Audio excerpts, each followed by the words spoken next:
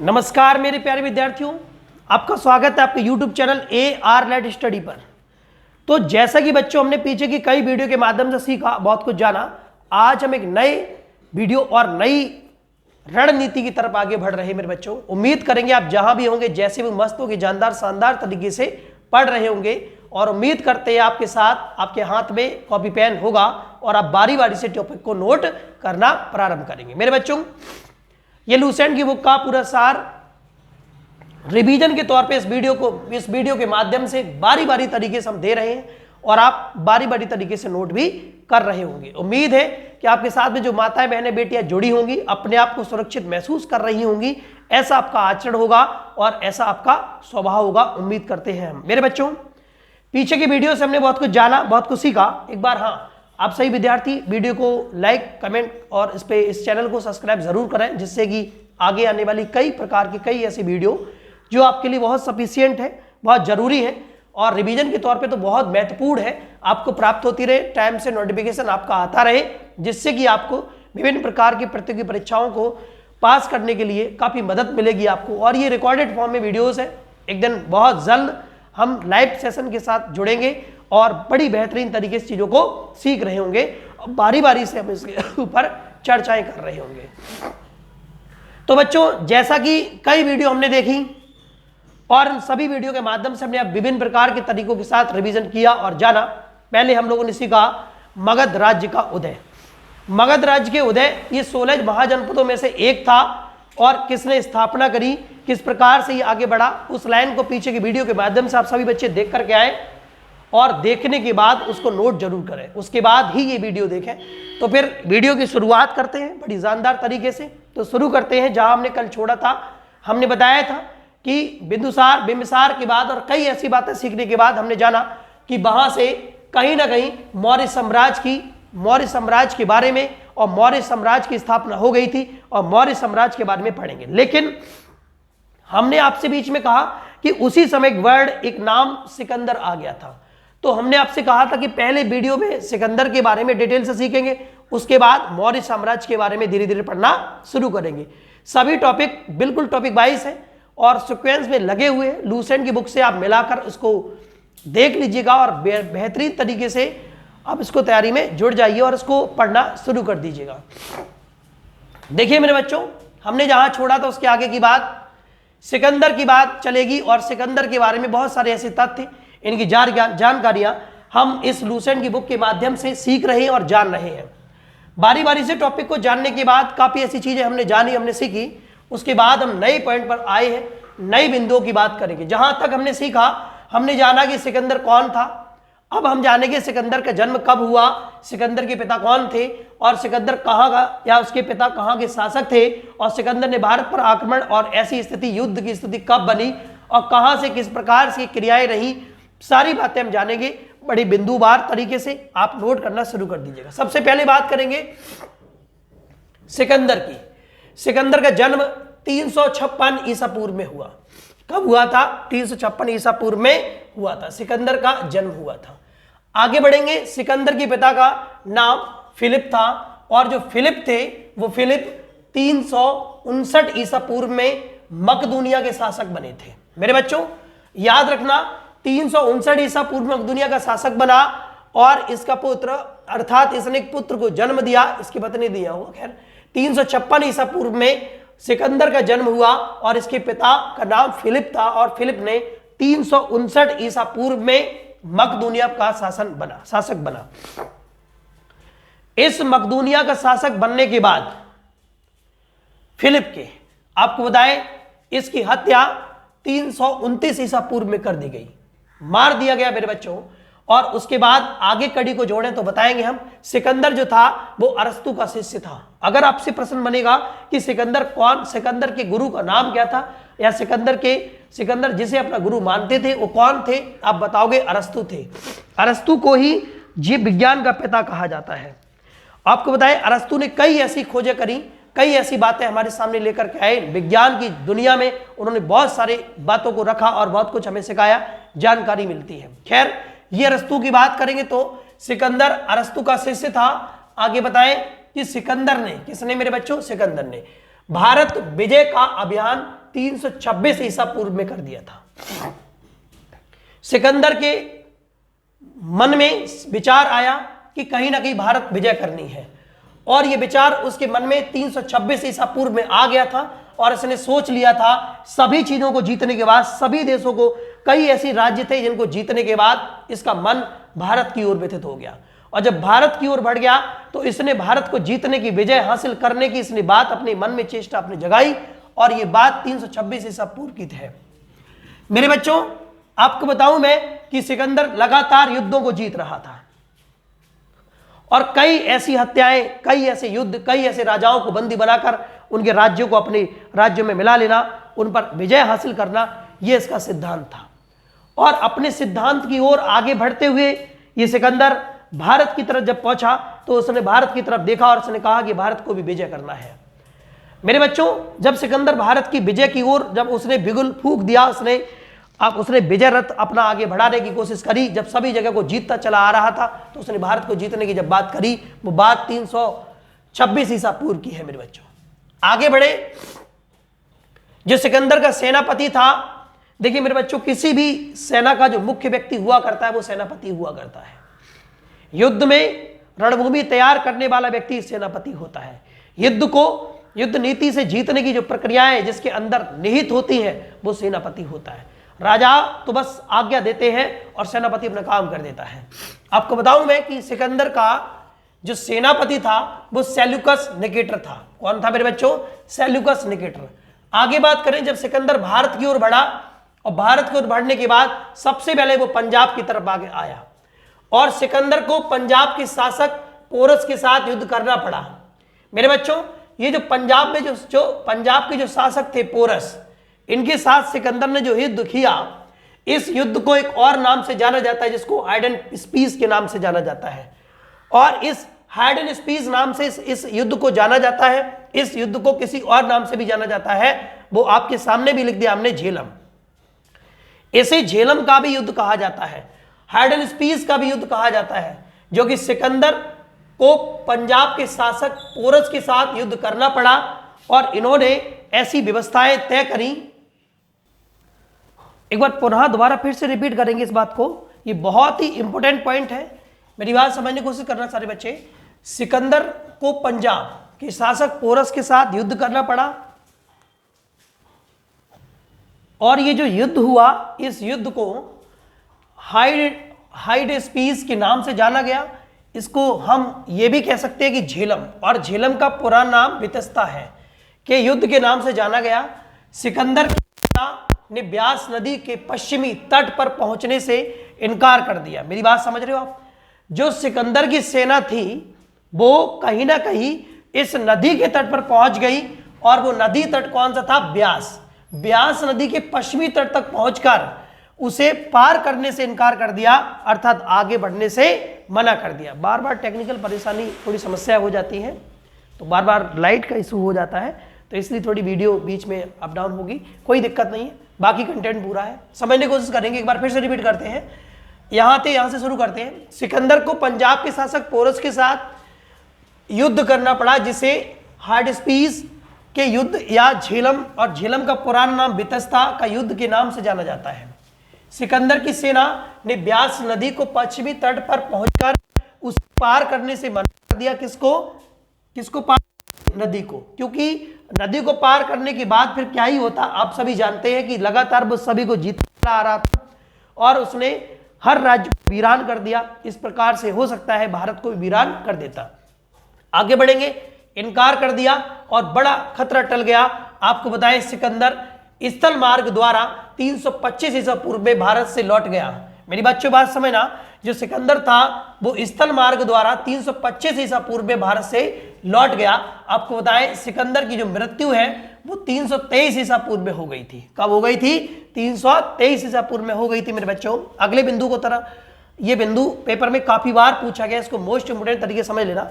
जो सिकंदर की मृत्यु हुई थी, सिकंदर की मृत्यु बेबीलोन में हुई थी, और बेबीलोन में ये 33 वर्ष की अवस्था में थे, तब इनकी मृत्यु हो गई। किसकी? सिकंदर की। आगे बढ़ेंगे, सिकंदर का ये बहुत मोस्ट इंपोर्टेंट पॉइंट ये भी है, जो सिकंदर का जल सेनापति था उसका नाम निरियाकस था। समझ गए? निरियाकस था, कौन नियारकस कौन था? तो सिकंदर का जल सेनापति कौन था? नियारकस था। आगे बढ़ेंगे। सिकंदर का प्रिय घोड़ा, ये मोस्ट इंपोर्टेंट पॉइंट है। जो सिकंदर था उसका प्रिय घोड़ा का नाम क्या था? तो बहुकेफला। ठीक है भाई, बहुकेफला नाम था और इसी के नाम से इसने झेलम नदी के तट पर बहुकेफला नामक नगर की स्थापना कर दी थी। मेरे बच्चों ध्यान रखना, यह प्रश्न काफी बार पूछा गया है और प्रश्न है कि सिकंदर का जो प्रिय घोड़ा था उसका नाम क्या था? बहुकेफला। और बहुकेफला की याद में उसने, या मैं कहूं कि उसके वजह से या उसके नाम पर इसने झेलम नदी के तट पर एक नगर की स्थापना कर डाली। मेरी बात समझ गए आप लोग? अब ये सिकंदर की बात थी और खत्म हो गई, क्योंकि सिकंदर एक शब्द आ गया था बीच में, पीछे के टॉपिक में जहां हम लोग पढ़ रहे थे मगध का उदय, मगध राज्य का उत्कर्ष में, तो इसलिए सिकंदर को पढ़ाना पड़ा और आपकी लूसेंट की बुक में भी ये दिया गया था, इसलिए इसको पढ़ा दिया। आगे की तरफ बढ़ेंगे और आपको मौर्य साम्राज्य के बारे में बताते हैं। मौर्य साम्राज्य की विभिन्न प्रकार की जानकारी इकट्ठा करेंगे और हम जानेंगे कि मौर्य साम्राज्य के संस्थापक कौन थे, इसका जन्म कब हुआ, जो संस्थापक थे, और क्या इन्हें किसी और नाम से भी जाना जाता है, क्या क्या इसकी व्यवस्थाएं रही। बहुत सारे टॉपिक में बहुत इंटरेस्टिंग फैक्ट है, जरा समझने की कोशिश करते हैं। जो मौर्य वंश है इसका संस्थापक चंद्रगुप्त मौर्य था, जिसका जन्म 345 ईसा पूर्व में हुआ था और एक व्यक्ति हुआ करते थे जिनका नाम था जस्टिन। तो जस्टिन ने चंद्रगुप्त मौर्य को सेंड्रोकोट्स से कहा है। क्या कहा मेरे बच्चों? सेंड्रोकोट्स का, अर्थात मैं कहूं कि जस्टिन ने चंद्रगुप्त मौर्य की तुलना किससे करी है? सेंड्रोकोट्स से करी है। आगे बात बताएं तो, लेकिन इसकी पहचान विलियम जोन्स ने चंद्रगुप्त मौर्य से की है, लेकिन पहचान किसने की है? चंद्रगुप्त मौर्य से की है। मेरे बच्चों विशाखदत्त कृति, अर्थात विशाखदत्त के द्वारा एक कृति लिखी गई थी जिसका नाम था मुद्रा राक्षस, और इस मुद्रा राक्षस में चंद्रगुप्त मौर्य के लिए वृषण शब्द का प्रयोग किया गया है। और ये ब्रसल शब्द का मतलब होता है निम्न कुल में उत्पन्न होने वाला। अर्थात आपसे मैं कहूं कि चंद्रगुप्त मौर्य निम्न कुल के व्यक्ति थे या निम्न कुल जाति के थे, आप इस पे यकीन करोगे क्योंकि ये बात लिखी हुई है। आगे बढ़ेंगे बड़ी इंपोर्टेंट बिंदु के साथ। जो घनानंद था, घनानंद को हराने के बाद किसके द्वारा? चंद्रगुप्त मौर्य के द्वारा। घनानंद को हराने के बाद चाणक्य ने चंद्रगुप्त की मदद की, किसको हराने में? घनानंद को हराने में। किसके द्वारा? चंद्रगुप्त मौर्य के द्वारा। और किसने करी थी? चाणक्य ने। चाणक्य को और क्या कहा जाता है? विष्णुगुप्त। समझ गए? चाणक्य को और क्या कहा जाता है? विष्णुगुप्त। आगे बढ़े, कौटिल्य भी कहा जाता है। तो जो बाद में कौटिल्य कहा जाता है, जो बाद में किसको? चाणक्य को। जो बाद में चाणक्य चंद्रगुप्त का प्रधानमंत्री बन गया। कौन बन गया? चाणक्य। किसका बन गया? चंद्रगुप्त मौर्य का प्रधानमंत्री बन गया। उससे खुश होकर के उसने, चंद्रगुप्त मौर्य ने खुश होकर के चाणक्य को अपना प्रधानमंत्री बना लिया, क्योंकि इसने घनानंद को हरवाने ने मदद करी थी। मेरे बच्चों आगे बढ़ेंगे, इसके पीछे कई तथ्य, कई कहानियां हैं जो कि समय मिलेगा तो आपको जरूर सुनाएंगे। आगे बढ़ते हैं। इसके द्वारा लिखित पुस्तक थी जिसका नाम था आर्यशास्त्र, और आर्यशास्त्र किसके द्वारा लिखी थी? चाणक्य, कौटिल्य के द्वारा लिखी गई थी। आपको बताएं जिसका संबंध राजनीतिक शास्त्र से था। किससे था? राजनीतिक शास्त्र। अर्थात अर्थशास्त्र जो किताब लिखी गई थी इसका संबंध राजनीतिक शास्त्र से था। और आपको बताएं कौटिल्य ने अर्थशास्त्र में राज्य की प्रकृति का वर्णन किया है और उसने राज्य के 7 अंगों को बताए हैं। कितने अंग बताए हैं? 7। किसने? कौटिल्य ने। किसमें लिखे गए हैं? अर्थशास्त्र में। और कौन से 7 अंग है जरा सुनना। नंबर 1, पहली बात करेंगे आप, स्वामी। दूसरा, अमात्य। तीसरा, जनपद। चौथा, दुर्ग। पांचवा, कोश। छठवां, दंड या सेना। और 7वां बात करेगी तो अंग की मित्र होगा। अर्थात इन 7 के 7 को सप्तांग कहा गया। क्या कहा गया है? सप्तांग। आगे बढ़ेंगे। चंद्रगुप्त मगध की राजगद्दी पर बैठा, और यह बात है 322 ईसा पूर्व की। आगे बताएं कि चंद्रगुप्त जैन धर्म का अनुयायी था और चंद्रगुप्त ने अपना अंतिम जो समय है वो कर्नाटक के श्रवण बेलगोला नामक स्थान पर बिताए, और चंद्रगुप्त ने 305 ईसा पूर्व में सेल्यूकस निकेटर को हरा दिया था। ये आखिरी बिंदु हमने सीखे। इसका अभी कुछ टॉपिक बचा है, वो नई वीडियो के माध्यम से सीखेंगे। अब हम उनके ऊपर चर्चा करने वाले हैं जहां से प्रश्न बनेंगे, जहां से क्वेश्चन पूछे जाते हैं। कई ऐसी विभिन्न प्रतियोगी परीक्षाओं में ये प्रश्न कैसे बनेंगे, इन प्रश्नों को किस प्रकार से पूछा जाएगा, आइए बारी बारी से जानकारी इकट्ठी करते हैं। सबसे पहले आपका जो प्रश्न है वो बनेगा, सिकंदर का जन्म कब हुआ था। आपका आंसर होगा कि सर सिकंदर का जो जन्म है वो 356 ईसा पूर्व में हुआ। अगला क्वेश्चन बनेगा कि सिकंदर के पिता का नाम क्या था। आंसर होगा सिकंदर के पिता का नाम फिलिप था। अगला क्वेश्चन बनेगा कि जो फिलिप थे वो मकदूनिया के शासक कब बने थे, अर्थात सिकंदर के पिता फिलिप और ने मकदूनिया पर शासन कब प्रारंभ किया था, अर्थात उसके शासक कब बने थे। आपका आंसर होगा 359 ईसा पूर्व में। अगला क्वेश्चन आपसे बनेगा कि फिलिप की मृत्यु कब कर दी गई थी, तो इनकी हत्या 329 ईसा पूर्व में कर दी गई थी। अगला क्वेश्चन, अरस्तु जो थे उनका एक प्रमुख शिष्य था, उस शिष्य का नाम बताइए, तो कौन था, सिकंदर। या क्वेश्चन बनेगा सिकंदर अरस्तु के कौन थे, शिष्य हुआ करते थे। अगला क्वेश्चन, सिकंदर ने भारत विजय का अभियान कब प्रारंभ किया, तो बड़ा प्यारा ही आंसर होगा कि सिकंदर ने भारत विजय अभियान 326 ईसा पूर्व में प्रारंभ किया था। मेरे बच्चों,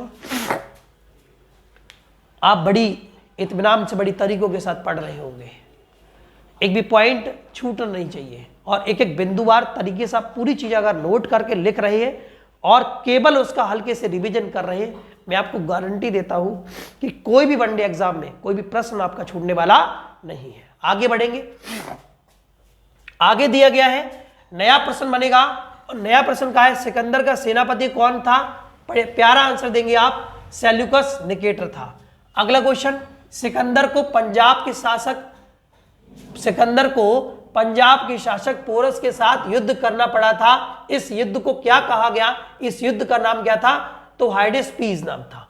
अच्छा, झेलम या बेथेस्दा के युद्ध को किस और नाम से जाना जाता है, आप बताओगे, हाइडेस्पीस के नाम से जाना जाता है। अगला क्वेश्चन, हाइडेस्पीस या झेलम या बेथेस्दा का युद्ध किनके बीच लड़ा गया था, तो सिकंदर और पोरस के बीच लड़ा गया था। अगला क्वेश्चन, झेलम के नदी के किनारे किन दो शासकों के बीच युद्ध हुआ था, मुख्य शासक बताइए, तो सिकंदर और पोरस।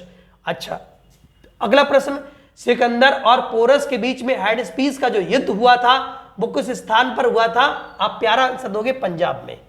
अगला क्वेश्चन जरा देखिएगा, नया प्रश्न बनेगा, सिकंदर की सेना ने किस नदी को पार करने से मना कर दिया था, आंसर होगा ब्यास नदी को। अगला क्वेश्चन, सिकंदर स्थल मार्ग द्वारा किस सन में भारत से लौट गया, तो आप बताओगे 325 ईसा पूर्व में। यह क्वेश्चन बहुत कम बनता है, लेकिन जो क्वेश्चन बनता है वो ये बनता है, सिकंदर की मृत्यु कब हुई, तो प्यारा सा आंसर देंगे आप लोग, जो सिकंदर थे उनकी मृत्यु 323 ईसा पूर्व में हो गई थी। उम्मीद है ये लाइन आपको बड़ी बेहतरीन तरीके से समझ में आई होगी और आपने नोट भी कर लिया होगा। आगे बढ़ेंगे, नया क्वेश्चन, सिकंदर की मृत्यु किस स्थान पर हुई, बेबीलोन में हुई। सिकंदर की जब मृत्यु हुई तब वो कितने वर्ष के थे, 33 वर्ष की अवस्था में थे। ये आपके 4-5 क्वेश्चन वो प्रश्न है जो पेपर में हरगिज पूछे जाते हैं। आगे बढ़ेंगे, सिकंदर का जल सेनापति कौन था, तो नियारकस था। अगला क्वेश्चन, सिकंदर का प्रिय घोड़ा का नाम बताइए, तो बहुकेफला नाम था इसका प्रिय घोड़ा। अच्छा, यहीं पर एक क्वेश्चन और बनेगा कि बहुकेफला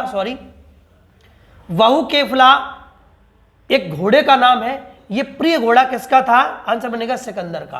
अब क्वेश्चन बनेगा, सिकंदर ने अपने प्रिय घोड़े बहुकेफला की याद में एक नगर की स्थापना करी थी, उस नगर का नाम बताइए, उसका नगर का नाम होगा बहुकेफला। या फिर क्वेश्चन बनेगा, सिकंदर ने अपनी प्रिय घोड़े बहुकेफला नगर की स्थापना किस नदी तट पर करी थी, आप बताओगे झेलम नदी तट पर करी थी।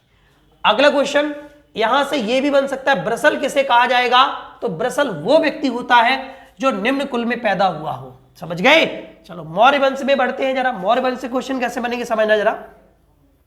मौर्य वंश का संस्थापक कौन था, चंद्रगुप्त मौर्य था।